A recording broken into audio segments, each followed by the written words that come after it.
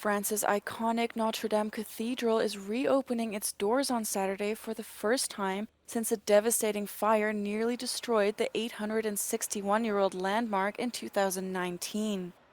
The structure took almost 2 centuries to build, making the short 5-year restoration timeline a welcome achievement for French President Emmanuel Macron amid domestic political turmoil.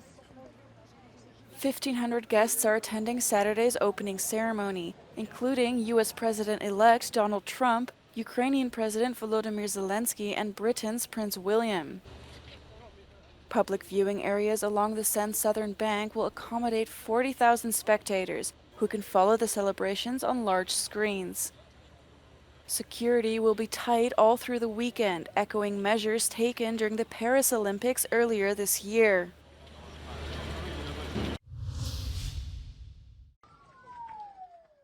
A Russian attack on Ukraine's southeastern city of Zaporizhia has killed at least 9 people and wounded close to 20 others. Footage released by Ukraine's State Emergency Service showed firefighters putting out blazes on Friday night in the aftermath of the deadly attack.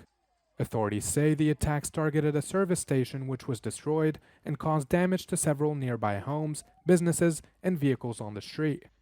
Air raid alerts sounded across the city from 5 p.m. local time as Ukraine's Air Force warned of more potential attacks. The bomb struck unsuspecting civilians, many who were just trying to have a peaceful holiday as the country observed St. Nicholas Day. Russian forces also targeted a residential building in the neighboring city of Kryvyi Rih. 2 people were killed in that attack and a dozen more were injured. Local officials condemned the offensive and accused Russia of targeting civilian positions with no regard for human life.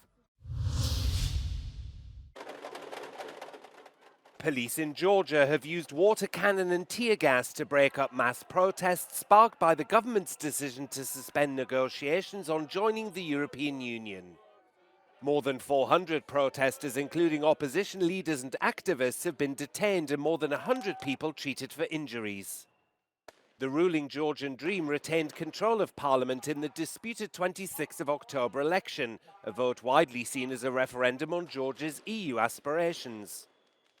The opposition accused the governing party of rigging the vote with the help of neighboring Russia to keep the Moscow-friendly Georgian Dream party in power. But the protests against the election spread beyond Tbilisi after the decision last Thursday to put EU accession talks on hold until at least 2028. That was in response to a European Parliament resolution that criticized the elections as neither free nor fair.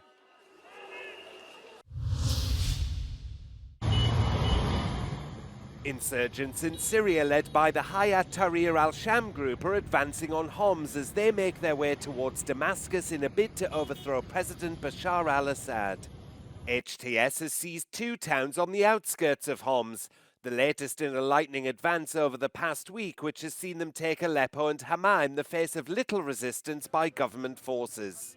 Pressure on the Assad government is intensifying on multiple fronts in Syria. In the east, the Kurdish-led Syrian Democratic Forces said they had moved into the government-held half of the city of Deir el-Zor, apparently without resistance. At the same time, insurgents seized Syria's sole crossing to Jordan.